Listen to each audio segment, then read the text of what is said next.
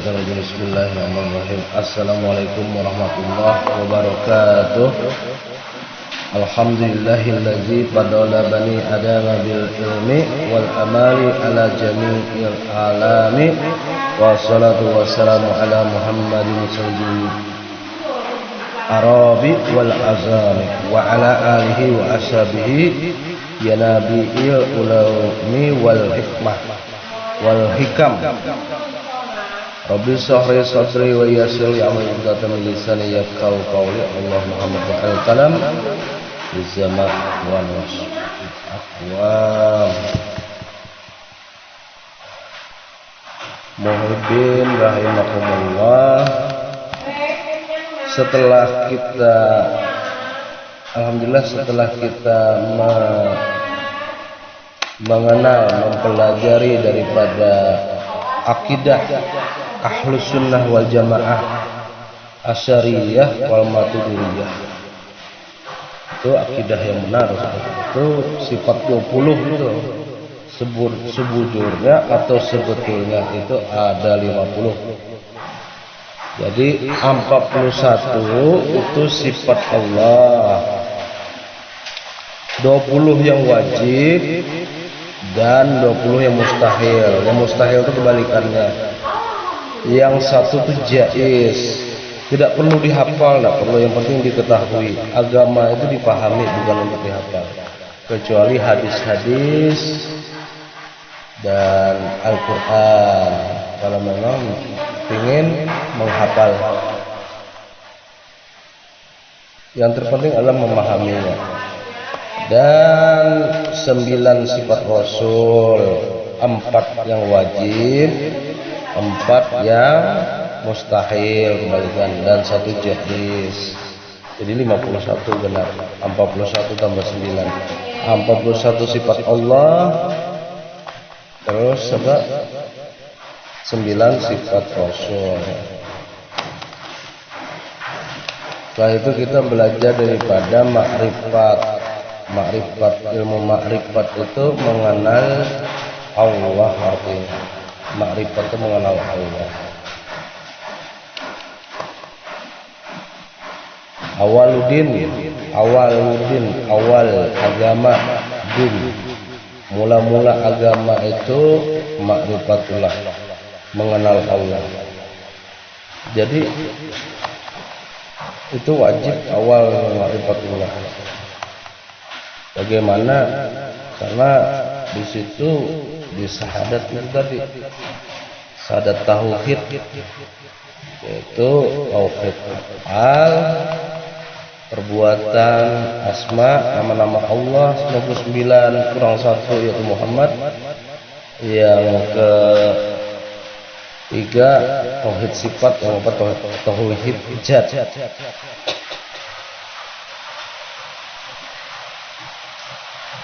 Hingga sampai sifat itu sudah mantap sudah.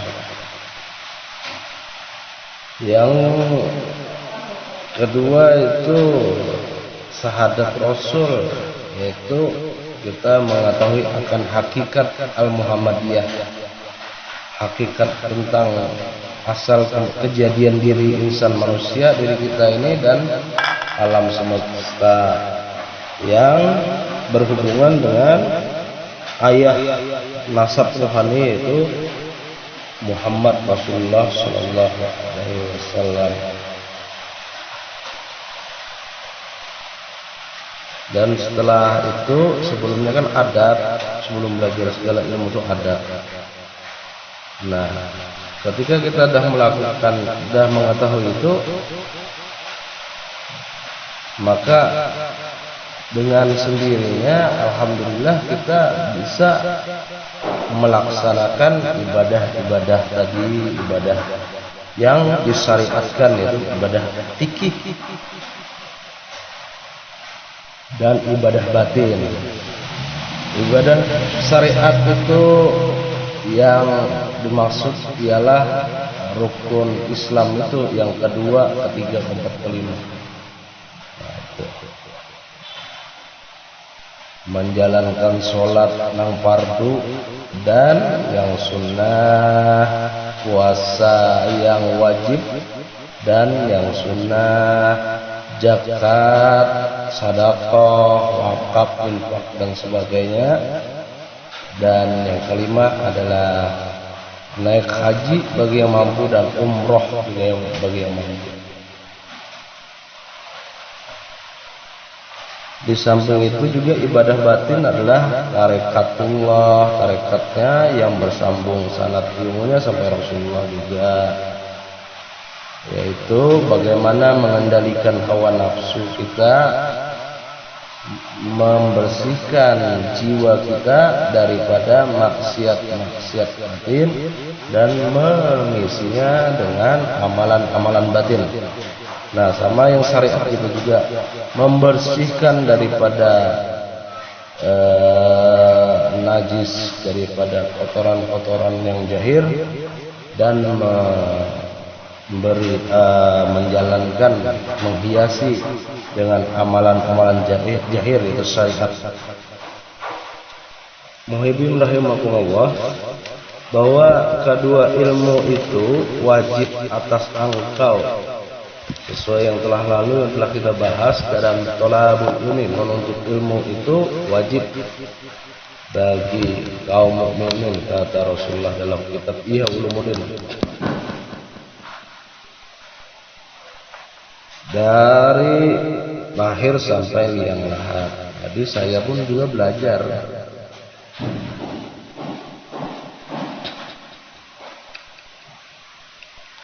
Dalam hal ini kita membahas ilmu syariat fikih.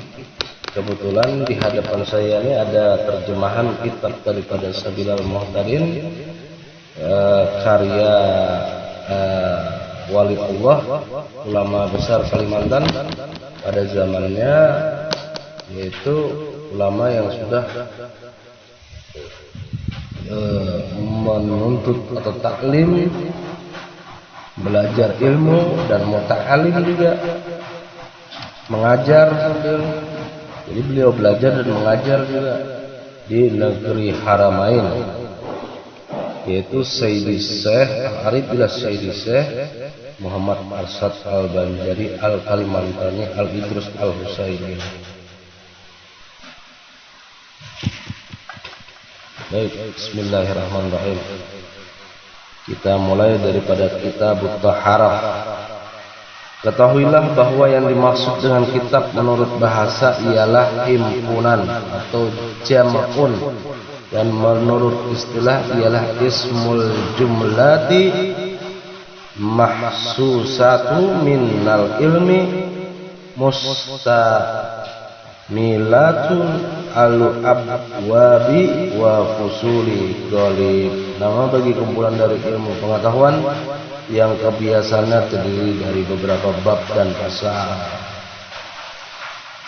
Jadi perlu diketahui juga Imam Syekh Al-Arif billah Sayyidi Syekh Muhammad Samad Al-Madani ini juga bersambung dalam ilmu fikihnya itu sampai Rasulullah melalui Imam Mazhab Imam Syafi'i dan akidahnya Asy'ariyah, dan dalam tarikatnya bersambung kepada Junaidi Al-Baghdadi sampai Rasulullah melalui tarikat Halwat Yasaman atau Samaniyah daripada Syekh Al-Arif billah Al-Wali Al-Qutub Al-Gaus zaman Sayyidi Syekh Muhammad Saman bin Abdul Karim Al-Madani Al-Husaini Al-Qadiri.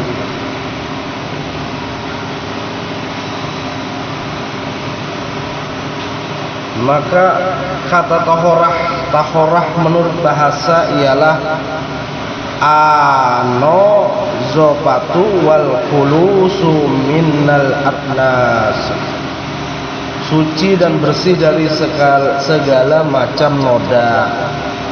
Nah, itu maknanya toharoh. Jadi suci dan bersih dari segala macam noda yang johir. Kebetulan ini ilmu fikih, jadi yang johir, yang syariat. Jadi masuklah engkau dalam Islam secara kapah ya Rasulullah,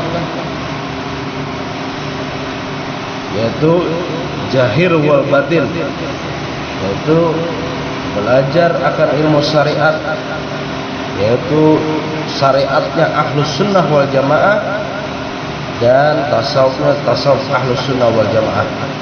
Semuanya adalah saudara kembar keduanya dan tidak lepas dalam kita berhubungan dengan Allah Sang Khalik, Allah Jalla Jalaluhu, dan kepada pula makhluk yang ada di dunia ini, baik nampak maupun tidak nampak.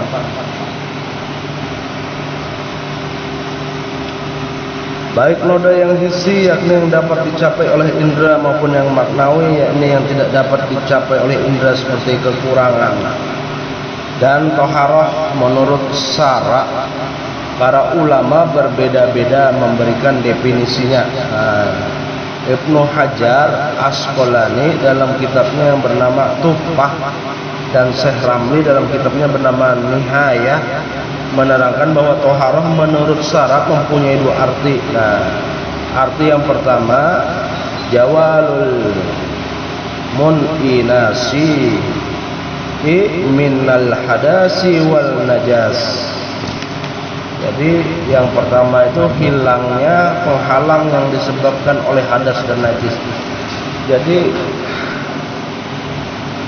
hadas dan najis itu adalah penghalang daripada kita beribadat kepada Allah Subhanahu wa taala dalam ilmu syariat, dalam bab syariat, dalam amaliyah jahir.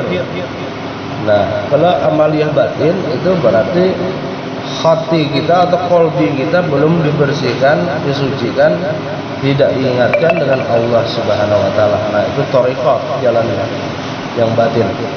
Dan arti kedua ialah al-fi'lu mausu'u li ibadati jalika au ba'di sarih.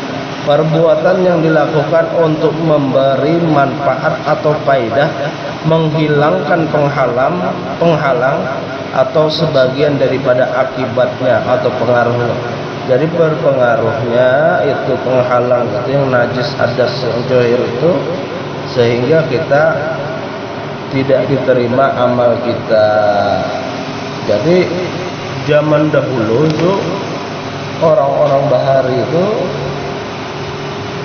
sebelum memegang Al-Quran itu berwudu, tidak sembarangan. Bahkan adab-adabnya itu memegang Al-Quran itu yang pertama berwudu, yang kedua menaruh di kepala, menciumnya, mencium tadi mencintai kitab ini sesuai rukun iman itu. Yang ketiga kan iman kepada kitab, rukun iman yang keempat iman kepada kitab-kitab Allah. Jadi mencium, mencintai, ditaruh di kepala Al-Quran itu untuk dijunjung, dihormati karena kalamullah. Yang ketiga ditaruh di dada. Itu adab kita Bahari itu, adab kita dahulu, tidak sembarangan, supaya berkah daripada isi Al-Quran itu kita amalkan. Begitulah guru-guru kita zaman dulu mengajar kepada kita. Karena itu Imam Nawawi memberikan definisi taharah sesuai dengan arti yang kedua ini, katanya innaha rab'u hadasin au izalatu najasin au ma fi ma'naha au alla suratih. Taharah itu ialah mengangkat hadas atau menghilangkan najis, atau yang semakna dengan keduanya, atau yang serupa dengan keduanya. Jadi demikian. Kemudian taharah ini ada mempunyai 4 wasail. Wasail itu atau alat, dan 4 makosid perubahan. 4 alat ialah 1 itu air, dua itu najis, yang tiga itu ijtihad, dan yang keempat itu tempat air atau tempayan air. Dan di dalam kitab Khasiyah Barmawi diterangkan alat toharoh yang empat ialah air, yang kedua tanah, yang ketiga batu, yang empat najis. Tempat air dan ijtihad tidak termasuk alat taharah, tetapi hanya alat dari alat taharah saja. Maqasid taharah yang empat ialah satu wudu, yang kedua mandi, yang ketiga tayamum, dan yang keempat menghilangkan najis. Ketahuilah bahwa hukum syara itu terdiri dari empat macam: ibadah muamalah atau perdata, munakahat perkawinan, dan jinayat pidana. Karena itu sudah menjadi kebiasaan Imam Syafi'i membagi materi fikih menjadi empat bagian juga. Bagian pertama kitab ibadah, bagian kedua kitab muamalah, bagian yang ketiga kitab munakahat, dan bagian keempat kitab jinayat. Pembagian ini disesuaikan dengan empat kekuatan yang ada pada setiap manusia. Pertama, kuwatun natikah, yaitu kekuatan tanggap atau idrak dan akal. Kedua, kuwatun sahwiyah batiniah, yaitu keinginan perlu untuk makan dan minum. Ketiga, kuwatun sahwiyah farjiyah, yaitu kekuatan keinginan kelamin untuk bersenggama. Yang keempat, kuwatun ghadabiyah, yaitu kekuatan marah, emosi yang menyebabkan terjadinya permusuhan dan pembunuhan. Demikian Allah mengutus Nabi dan Rasul kepada umat manusia untuk memperbaiki kehidupan dunia dan di akhiratnya. Dan kebaikan ini baru diperoleh apabila keempat kekuatan yang ada pada manusia itu dapat dikendalikan dengan petunjuk Allah dan karunia-Nya. Manusia dapat mengendalikan segala kekuatan yang ada padanya. Ibadah untuk mengendalikan kuwatun natikah, muamalah untuk mengendalikan kuwatun syahwatiyah batiniah. Nah, ini cara-caranya. Manakahat untuk mengendalikan syahwat farjiyah, dan jinayat untuk mengendalikan kuwatun ghadabiyah. Karena itu yang dibahas dalam ilmu fikih yang berhubungan dengan pengendalian kuwatun natikah dinamakan ibadah, yang berhubungan dengan pengendalian kuwatus syahwatiyah yang dinamakan muamalah, yang berhubungan dengan pengendalian kuwatun farjiyah dinamakan munakahat, dan yang berhubungan dengan pengendalian kuwatun ghadabiyah dinamakan jinayat. Imam Syafi'i mendahulukan pembahasan tentang ibadah karena mengingat pentingnya hubungan dengan Allah. Kemudian diiringi dengan muamalah karena sangat diperlukan manusia. Kemudian bagian muamalah diiringi lagi dengan bagian munakahat karena kepentingannya kurang dari yang terdahulu. Bagian munakahat diiringi dengan bagian jinayat karena masalah jinayat sedikit terjadi kalau dibandingkan dengan yang terlebih dahulu. Dalam bagian ibadah, kitab salat dibicarakan lebih dahulu, baru kitab zakat, kitab saum atau puasa, dan kitab haji. Karena disesuaikan dengan urutan yang tercantum dalam hadis sahih dan masyhur yang berbunyi al-islamu alal hamsin. Islam itu dibangun atas 5 perkara. Hadis riwayat Ahmad, Bukhari, Muslim, Tirmidzi, Nasai dari Ibnu Umar.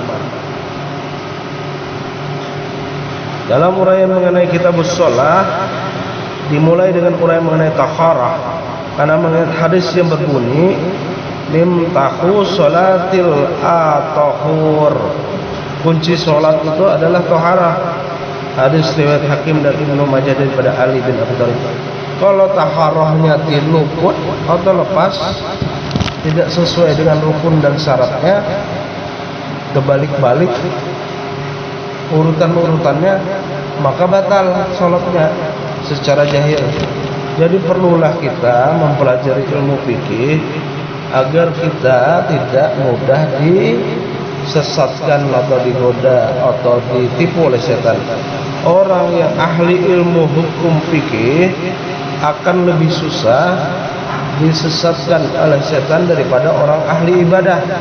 Taunya ahli ibadah tapi tidak tahu mengetahui, tidak mau belajar, tidak mau tahu ilmu hukum-hukum halal, haram, makruh, sunat, terus yang dapat membatalkan, mubah, apa saja yang ada dalam ilmu syariat dan ilmu tasawuf, maka perlulah ia belajar.